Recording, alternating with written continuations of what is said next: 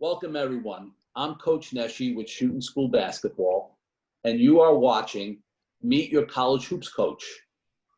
We talk to college coaches about their school and their basketball program. Today, we are happy to have with us Coach Mike Berkun, the head coach at SUNY Maritime. Coach has had a long tenure of experience on the college level now. Started his coaching career at Maritime as an assistant, Maritime College, followed by some time at Damon College. And now he's just completed his third season as head coach at SUNY Maritime. Coach, good afternoon and welcome. Hey, thanks for having me. Yeah, great, Coach. Coach, could you give us a kind of a brief description of SUNY Maritime? Yeah, absolutely. So Maritime is a unique place, a special place, but there's really, almost two ways you can go to school here. You can be in the regiment is what it's called. And that's why I think, traditionally people think of it as a military school, even though nobody here actually owes military time. The students who are in the regiment do wear a uniform around. So that's part of the reason. But really what those students are doing is they're getting their Coast Guard license. And that allows them to work on ships, captain ships, and do other things within that industry. And then that's on top of whatever major they're taking. So it's, that's the regimental part. That's about 2/3 of the school. And then 1/3 of the school is just regular everyday college students taking, whatever major they're taking and living a normal life. So it's a little bit of a unique place because not too many people know about it other than driving over it on the Throgs Neck Bridge. But it's a beautiful campus and, smaller school, but a lot of really good things about it. Yeah, Coach, what about commuters versus on-campus students? We have a big on-campus housing situation. I would say about probably 1,000 or so students live here, maybe even more out of the 1,600 or so. So most of the students, or all the students in the regiment, live on campus. And then there's about 500 to 600 non-regimental students who also live on campus. So there is definitely, a decent amount of commuters, but definitely more so those stay on campus. Yes, and Coach, a couple of the points you make, I think, are so relevant in kind of getting the word out. As a college coach, we need to inform everyone about our program and what the school is all about.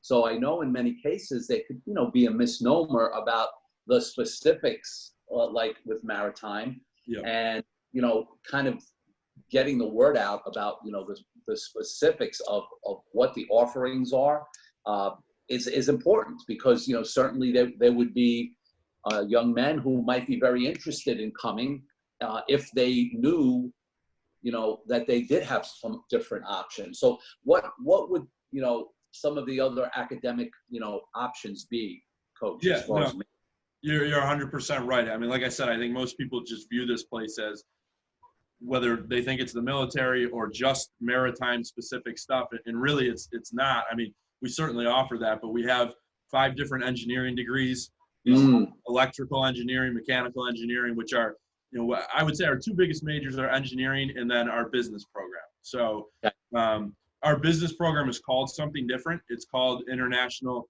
Transportation and Trade, but essentially it's a business program. It just kind of gives you a little bit more into the trade, the international side, and learning about how that all works. But it is a business degree. And then obviously the engineering side. So, those are the 2 biggest majors. There's also a humanities degree. And then there's some more maritime specific degrees, but, they might have different names, but it really is more flexible than people think. And I think recently more and more we've been trying to get the word out on that, and not just from an athletic standpoint, but as a school as a whole. So, I think, like you said, the general public probably doesn't know a ton about us unless their father or their mother or somebody went here. But I think once you do a little bit more research, you realize, man, this place really can fit a lot of different people. Yeah.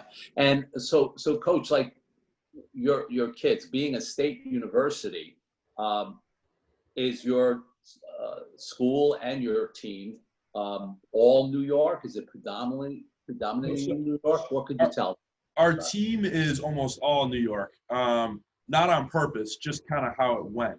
We do have the ability as a school, and even if you look at our football team, to really go all over the place because we have, there's state tuition for those living in New York, but we also have something called in-region tuition. And in-region really is every other state on the East Coast that touches water that doesn't have a maritime school in it. So Florida, all Florida. So really the schools that have a maritime school, or the states that have a maritime school in it, are Maine, Massachusetts, I'm going to draw a blank here, and a couple others, but really every other state is considered in region, all the way down to Florida. Yeah. So now would that mean it's the same as being a New York State resident? No, not the same, but only a little bit more. I think the total tuition, if you include everything, was around 22 or 23 for in-state, including dorm. Yeah. I think it was 26 for in-region. Yeah, that's very, very attractive. Right. No doubt. Right, and we've tried to go into other places, and, whether it be Florida or what have you. Haven't had enough success yet, but it's also this was only my third year, so still trying to figure out that part a little bit. Yeah, and what would you say then, Coach, in recruiting? What would be the strengths of, or kind of like what could set you guys apart from some of the schools you compete? Somebody, I always tell them I have to sell them on the basketball part. I don't have to sell them on the school part, Right. which is kind of a little bit different from what I'm used to. But it's cool because we're actually, we have been #1 in the country for median salaries, average median salaries. So Wow. 10 years out of college, what are you going to be making? That's your median salary. We've been #1 and Harvard's been #2. So That's unbelievable. It is. And a lot of it has to do with the engineering degrees, and a lot of it has to do with those who end up working in the shipping industry because they do make a lot of money. But it is an average. It takes in those who are here, getting their business degree and not in the regiment. It's across the board. So that's what I always say to the students and their families is, look, I don't have to tell you on that part. You can look at it, you can Google it. Those are just facts. And if you do the right things and you work hard, you're gonna be in really good shape. So I think that's definitely what separates us. Wow. And then for kind of like what you look for, Coach, what would be, as regards to skills and abilities on the court, what would you consider quality players for your program? As far as skills go, I just think you got to do one thing really well. Year to year, you might need more shooting, you might need more size year to year. But at the end of the day, I think we look for guys who are skilled, right? Dribble, pass, and shoot, no doubt. Especially guys who understand the game. But if you can really rebound the ball, or if you can really guard, we'll find a spot for you. And we'll figure that out, because I believe that's understanding your role and knowing what you're good at. And ideally, we'd love guys who can make shots from everywhere and go off the bounce and switch and guard. Right, we'd all like that. But I would say, what do you do well and play to it, and we'll figure out a way to make that work. Coach, it's such a great point. Right after I retired from NYU, my first year out, I spent a year working for the Hoop Group. And one of the things I did, being a director of elite camps, was I would speak to the high school kids as regards to recruitment, getting ready for recruitment. And one of the things I would always tell the kids, because my experience taught me over time, is that kids, when they're out on at these exposure events and they want to be seen and they want to be recruited, they want to play college basketball, too many times they think they have to do things that are not their strengths. Yeah.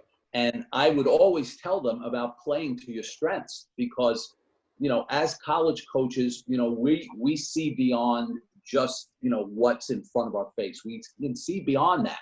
Right. And playing to your strengths just puts you in the best light. And as you stated, if we find that kid who embraces the fact that he has such a nose for the ball and is such a relentless rebounder, we're going to find a way, to utilize those skills that he has to rebound the ball to make him a plus factor on our team. Right. But if he's a non-shooter who just figures, I'm gonna show that I could make some shots, and I'm gonna put up some shots here in these exposure games, basically they get exposed. Right.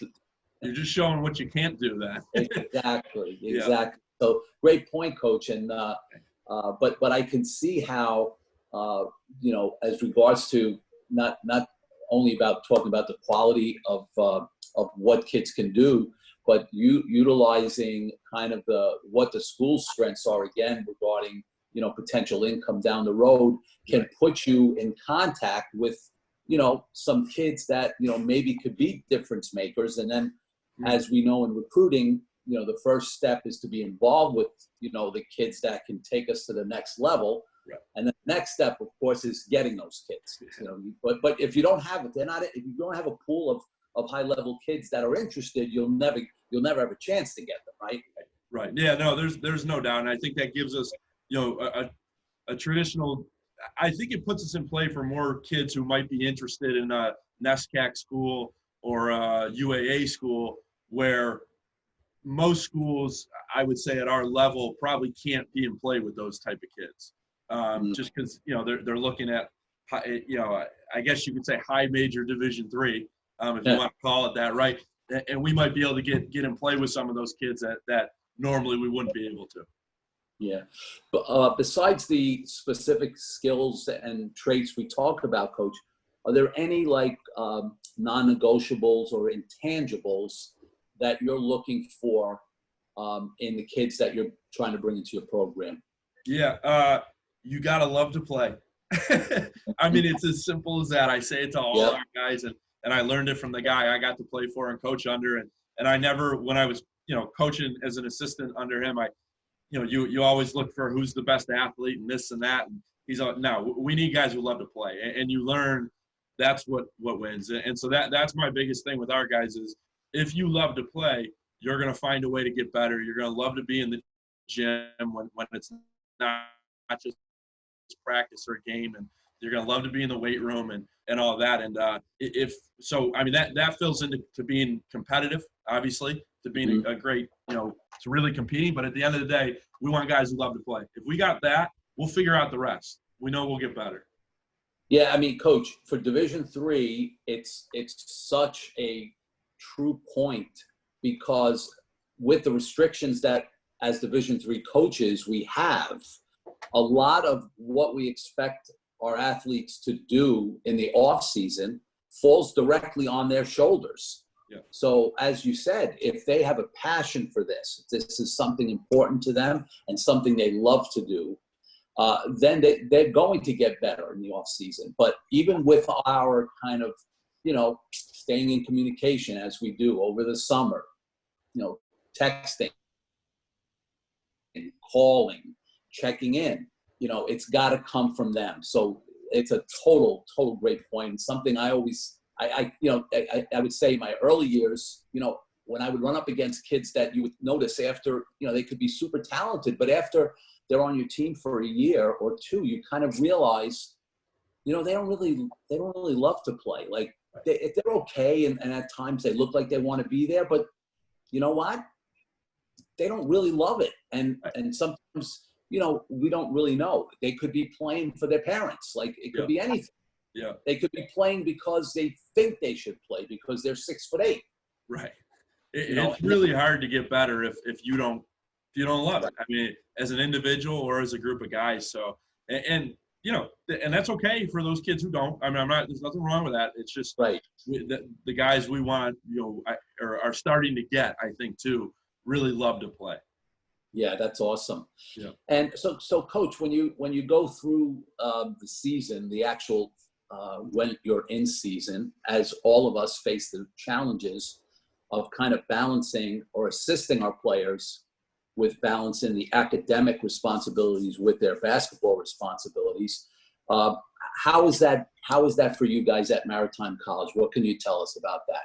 You know what? It's been good. I think I've been lucky with some of the kids that we inherited, even though we've been really young these past 2 years. So we had so 2 years ago we had 9 freshmen out of 14 guys. So Wow. it was right. So it's an adjustment, as we all know, for anybody, no matter how smart you are and where you're going to college. So I think it's more about them meeting with the right people. Meaning that our academic leadership or counselors on campus and the professors and all that. And I really just check in with them. We don't do study hall. I'm not saying it's right or wrong. It's just, in my experience, it hasn't worked great for the groups I've been around. So my thing really is I really stay on them until they prove they're doing it the right way. Once they prove they're doing it the right way, I'll leave them alone, Right. and they know that.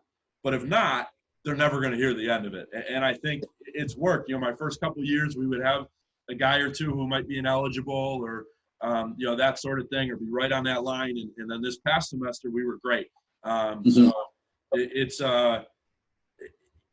I don't know. It's so much, I help them. I give them stories. I give them things that they should be doing and shouldn't be doing and looking at their schedules and all that. But I think they really have to go through it as individuals to figure it out. I mean, it's just, and we've been fortunate enough where we have some really mature kids who are here, who are focused on what they're doing. And we practice at night almost every day. So I kind of say, try to avoid night classes, get everything done during the day. And this way, the only thing you got to worry about at night is basketball. As opposed to saying we're going to practice at 3 o'clock, you figure out your schedule, and now we're running around and doing that. So that's kind of how we do it. Yeah. So then, Coach, I was actually going to ask you about practice. So during the week, typically you practice like later in the day, like 6 o'clock or later. Yep. So we try to go at 7 to give them a chance to eat dinner, before and digest a little bit, especially if we're lifting a little bit before practice. And it just gives guys the opportunity to get everything done, especially our engineering students who might have some more class loads. Occasionally we'll have a student who has a night class, and what we'll do is if that class ends at 8 or whatever, we'll do all of our individual stuff before that person gets there, and then we'll do the team stuff, and then they might stay after a little bit. But it really hasn't been a problem for us, scheduling wise. And also we like it because we play games at night. So might as well get on that same schedule. So no, it's a great point, Coach. I talk with different coaches and all institutions because of individual differences as an institution, where the gaps can be to practice can be somewhat challenging. In some cases, some schools more than others. We talked about, with some coaches about early morning practices, like early. And, like personally, I would be all for doing like 6 a.m. practices. But to me, I think the consistency is part of that. Like doing it across the board at 6 a.m. is better than doing it 2 days a week. No doubt. Where guys schedules, like their body clocks are being constantly challenged. So your point about, if you're practicing at 7 o'clock during the weekend, it's always 7 o'clock.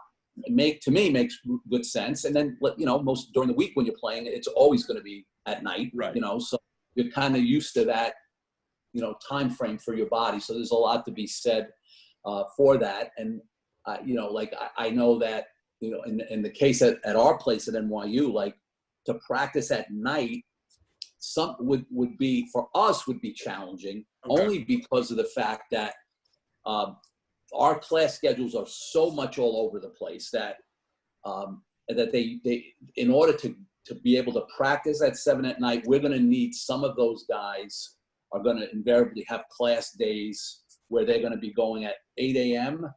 and they're going to have classes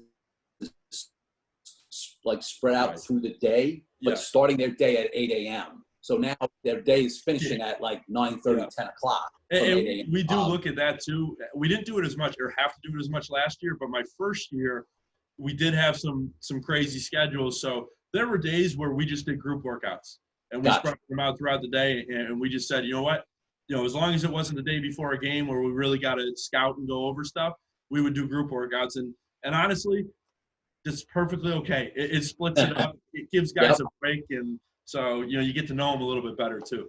Absolutely. And Coach, what about like the game schedule? Like, so when are league games generally? So we're a little bit all over the place because we added in the Skyline, we added Manhattanville last year, so it made it 2 divisions. Okay. Previous to that, we played 20 league games, so we were like, we could play 3-game weeks, where you play Tuesday, Thursday, Saturday. You might have a 2-game week. Last year it became more balanced because it split into 2 divisions. Okay. You only played 16 games. You'd play your side twice and the other side once. So it's pretty much 1 game during the week and then 1 game on Saturday. The weekday game really could be anywhere Tuesday, Wednesday, Thursday, but it really would be 2-game weeks. And our travel's not bad. Everything's within. Well, miles-wise, it's not bad. But if you're going to Long Island, who knows how long? And then I would assume, like, probably more than not, Sunday would be your off day. Yeah, more than not. And as the season goes on, sometimes we'll take something off during the day too. But I know they need a break. And the reason I like Sundays is it's one thing to take a break from basketball, but if they don't have a break from everything, then is it really a break is kind of how I looked at it. So like if you take off Wednesday, and sometimes we will, well, they're still going to class and they're still doing work and that. And Sunday, also, I'm a big Buffalo Bills fan, so I got to watch And Coach, I know this year for all of us, the off season has been, nothing, right? Nothing that would be considered typical.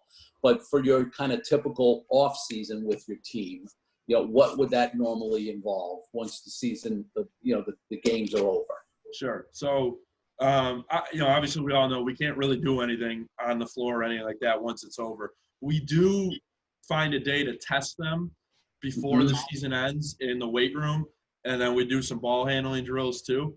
That I learned, where we put a minute on the clock and how many times can you do rotations around your waist, and to throw some numbers out there so we could say, hey, last year March or February, this is what you did.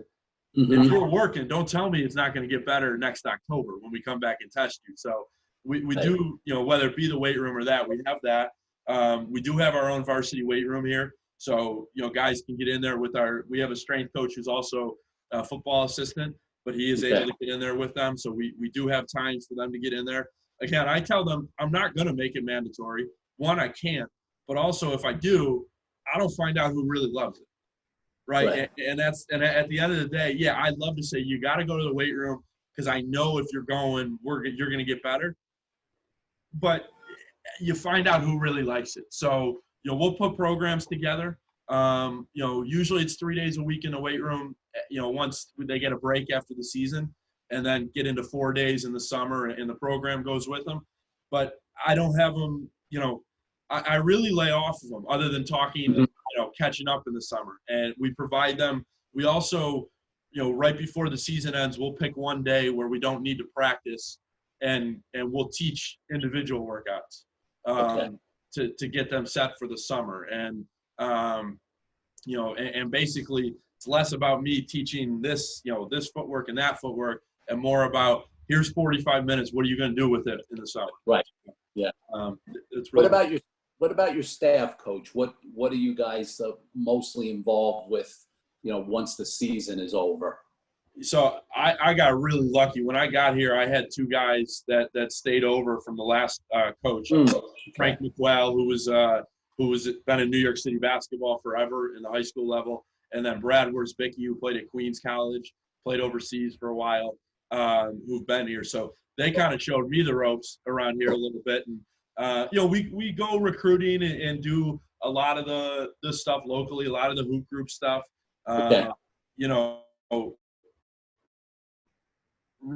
really, and I would say those guys kind of fill more in the Queens, the borough areas and do that. I'll do a little bit more of the traveling part. But really, we do that, May, June, July, August, we try to get those students we like on campus for visits in September and then, line that up. But really, and then we'll meet and, talk about what we think for next year. But as we all know, whatever we think in July usually never works in November. So. I know. Well, I know that sometimes it doesn't. I guess I used to always be hopeful that, after. I know. Yeah. I like to plan out the season, but and we do. We come up with this is definitely what we need, and I think it's easier now with the group we have coming back because we only had one senior, so we know who's coming back. We have a better feel for it. My first couple of years, we were brand new. We didn't. We were young, so we didn't really know what to expect. And I think we're starting to kind of build that, and I think it's easier to plan now for the upcoming year. Great. Coach, I know I talked a little bit about your other college experience at Damon College and also at Medaille, and now you're building your head coaching resume. I was just going to ask you then if you could impart maybe something about maybe one of the seasons that maybe stands out for whatever particular reason in your experiences. Yeah, I would say probably my second year as an assistant at Medaille, we were really good. It didn't end necessarily how we wanted, but we were 25-2 going into the NCAA tournament. We had lost one game in overtime to Dickinson. I'll never forget it, at St. John Fisher's tournament. And then we lost one other game to LaRoche, who's always been pretty good in that league, at their place. And, we played 10 guys. It was like 2 units almost. The second group was like 4 freshmen and all could really play. And we just ran away just about every game. And, unfortunately we got in the NCAA tournament and we played Eastern Connecticut at Oswego, who guarded us better than anybody guarded us all year. And they, credit to them. And it was disappointing because we thought we could have made a run. I don't mean national championship, but just win a couple games in the tournament. But that team represented, we passed it so well. You ran out of things to coach with that. You just kind of sat there like they just did everything. The 5 guys who started were 5 seniors.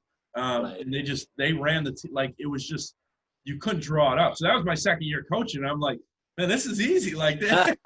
Right. But that group was awesome. I was fortunate enough to be a part of, Coach McDonald's groups at Medaille and Damon, where we really, we won a ton of games. We were in the conference semifinals every year at least. And, Damon was eye-opening because it was a whole different level of athlete and really good group. So, but I would say that year was special for sure.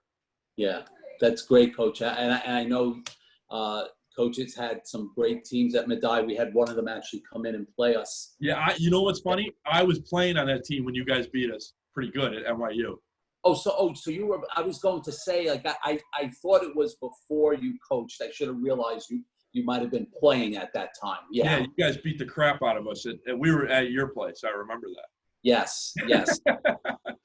And but I remember. Geez, I go back. Not that Coach and I, like, we would see each other on the road. We didn't know each other well, but I remember when Coach was an assistant way back at Canisius, I guess. I think it was, right? He was John Beeline's assistant at Canisius there, yeah. Yeah, yes. And, Coach Beeline, I remember being on the road when he was coaching at Lemoyne, and I was an assistant at NYU. Yeah. And I'd be up in Goshen, New York, in snowstorms watching kids trying to find diamonds in the rough way back in the day. But now I'm dating myself, Coach. But all good stories. Yeah. Yeah. Coach, this has been great information. I think that being able to get additional information on Maritime and, what the offerings are just beyond, what people might think are the academic offerings, and getting to hear a little bit more about the basketball program for you is, I think, very, very beneficial to the kids and their families that will be watching. Coach, I hope that you have an opportunity to see you maybe face to face if things continue trend in the right direction. And I wish you luck going forward. Yeah, no, I appreciate you having me on, and it's been great. It's always great to just talk basketball, but also let as many people know about Maritime as possible. So if anybody's got questions, I'm always around, always by email or whatever. Great. Thanks so much, Coach. Thanks, Coach. Appreciate it. All right. Talk to you soon. All righty.